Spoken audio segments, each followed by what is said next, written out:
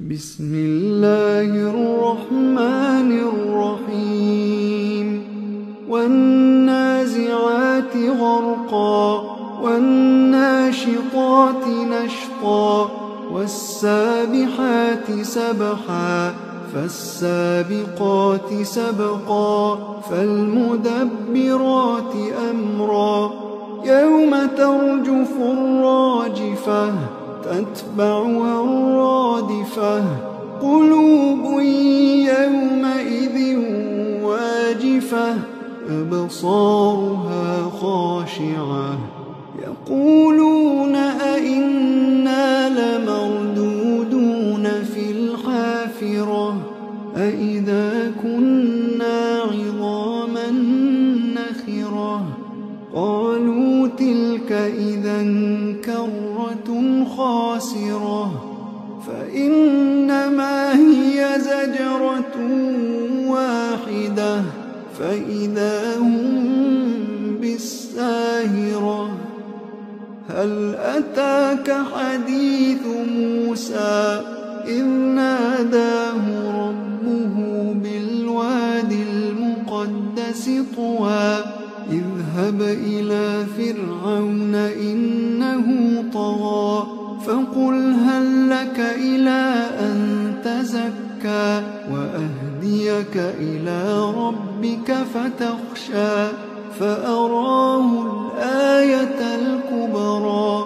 فكذب وعصى ثم أدبر يسعى فحشر فنادى فقال أنا ربكم الأعلى فأخذه الله نكال الآخرة والأولى إن في ذلك لعبرة لمن يخشى أأنتم أشد خلقا أم السماء بناها رفع سمكها فسواها وأغطش ليلها وأخرج ضحاها والأرض بعد ذلك دحاها أخرج منها ماءها ومرعاها والجبال أرساها متاعا لكم ولأنعامكم فإذا جاءت الطامة الكبرى يوم يتذكر الإنسان ما سعى وبرزت الجحيم لمن يرى فأما من طغى وآثر الحياة الدنيا فإن الجحيم هي المأوى